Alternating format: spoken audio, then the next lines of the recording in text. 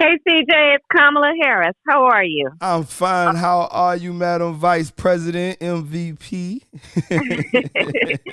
I am happy to be in Savannah. Let me tell you that. It's so good to be here. I know it And goes thank you without for your voice. Thank you. I know it goes without saying, but I just want to say it's definitely an honor to have you checking in with us here down in Savannah and the Coastal Empire.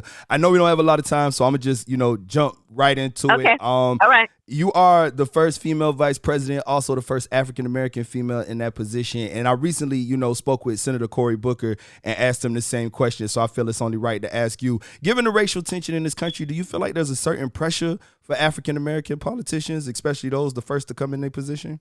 Well, I think that there is always going to be a sense of real and deep sense of responsibility that we as African American elected leaders to be responsive to the community, to speak truth about the issues that impact people, and to promote and to encourage leadership, understanding the disparities, understanding that COVID has killed twice as many Black people in many places. That we're looking at the fact that 35% of the people who have died from COVID are Black Americans, despite the fact that we're 31% of the population in the state of Georgia.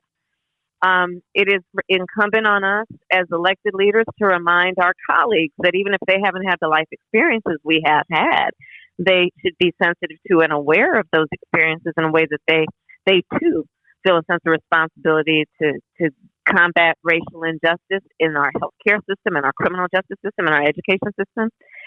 But I'll tell you, Cory Booker and I, we had the Democratic Senate Black Caucus, the two of us together, and I'm going to be vice president, whether Donald Trump likes that or not. And but sadly, when I leave the United States Senate, there will be no more Black women in the United States Senate. So we still have a lot of work to do. Facts. So I also want to ask, I know sometimes it's hard for the American people to feel like, we can fully trust politics because of all the politics that happen behind the scenes. Like, I'm sure you've heard that the Washington Post just dropped audio of President Trump asking the Secretary of Georgia to find more votes and overturn his defeat. We have won this election in Georgia based on all of this. And there's nothing wrong with saying that, Brad. Having a correct, the people of Georgia are angry, and these numbers are going to be repeated on Monday night, along with others that we're going to have by that time, which are much more substantial even. And the people of Georgia are angry. The people of the country are angry, and there's nothing wrong with saying that that you've recalculated. Well, Mr. President, the challenge that you have is the data you have is wrong. You should want to have an accurate election. And you're a Republican. We believe that we do have an accurate election.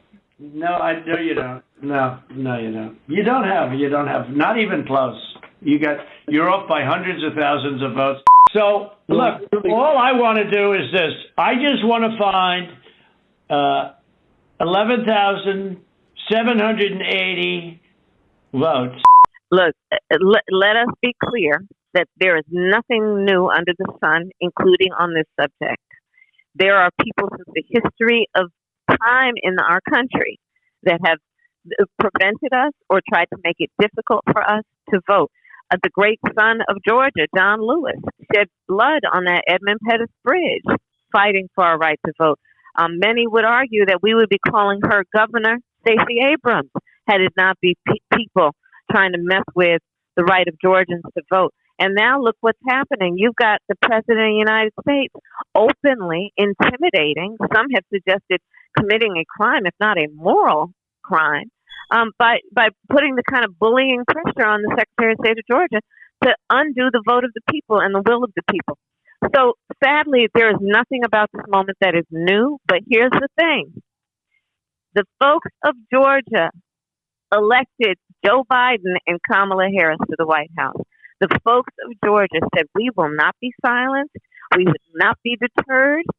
We will not be intimidated. We know what you're trying to do. And we also know that when we vote, we have great power. And what we're seeing now is that people who want to change the outcome are trying to take the power away from the people. But here's the truth. We know every time we organize, every time we march, every time we fight for equality and fairness, we know that we win because the power truly is with the people when we turn out, when we show up. And that's why I'm here in Georgia, to remind people of the power of the people of Georgia to send a true voice for Georgia to the United States Senate by electing a son of Savannah, Raphael Warnock, and sending John Ossoff to the United States Senate. Definitely, definitely. I know we don't have a lot of time. You're the busiest woman in the country, literally. So I just want to get into another question. I want to take a moment first and foremost before I even get into the question and just say that I and many people really appreciated your energy way back in the vice presidential debate when you hit him with the "I'm talking" and those mama facial expressions, and it was all done with grace. You know, seeing that in comparison to the presidential election where, you know, they were just throwing jabs at each other. I want to come back around to that topic of pressure as a black politician, especially as a black female politician, because, you know, there are people who like to act like double standards don't exist between males and females. But the reality is, had you had the same energy with Vice President Pence that President-elect Biden had with Trump, calling him a clown and whatnot, there would have been those who would have tried to dismiss your message by labeling you angry black women, which is why it was so great watching you handle the debate the way you did. I want to ask, moving forward through your term, how do you handle things like that so that people don't taint your vice presidency with negative stereotypes, especially those stereotypes that are pushed on black women? Yeah, I mean, look, we still have a lot of work to do. My mother had many sayings, and one of them she'd say, "Kamala, you may be the first to do many things. Make sure you're not the last." And I take that as part of my code, which is to do it well so that the door will remain open and wider for more to walk through. And you're right. It is still a reality that when we are first, that we are challenging people's notions of who can do what and what it looks like. But the bottom line is this. I know that what we all have gotten to the places where we are by doing is working hard, being clear about our purpose, having faith in what is possible and what can be, unburdened by what has been. And that will be my guiding principle going forward. But, you know, understanding also that here's the bottom line. When you're breaking barriers, look, when you break barriers, that means something gets broken. And often to break those barriers, it can be painful. Sometimes you get cut. Sometimes you bleed. But it is worth it every single time. And when I look at all those the girls and the boys who see that when we break these barriers, what is possible for themselves, it makes it all worth it. It makes it all worth it. Every day. For me, one of the things that makes you being in office so dope is that it gives America and the world, for that matter, a chance to really see what black girl magic is in motion. And you know, when when President-elect Biden infamously made his "you ain't black" comment, you know, there were quite a few people who openly said that they would not vote for him unless he had a black running mate, which brings me to the question, as vice president, of course it is your job to show up for all Americans, no matter their race, their creed, their religion. But I want to ask, during your time in office, how much of your focus is geared towards issues affecting the black community, like police killing citizens on cameras without convictions, or the racial wealth gap, or systemic inequality in general? Well, let me tell you, first of all, one of the reasons I said yes when President-elect Biden asked me to join the ticket is because he expressed a real and sincere commitment to dealing with racial disparities, but equally important, dealing with racial injustice in America. And that has always been an area of focus for me. I'm a child of parents who were active in the civil rights movement.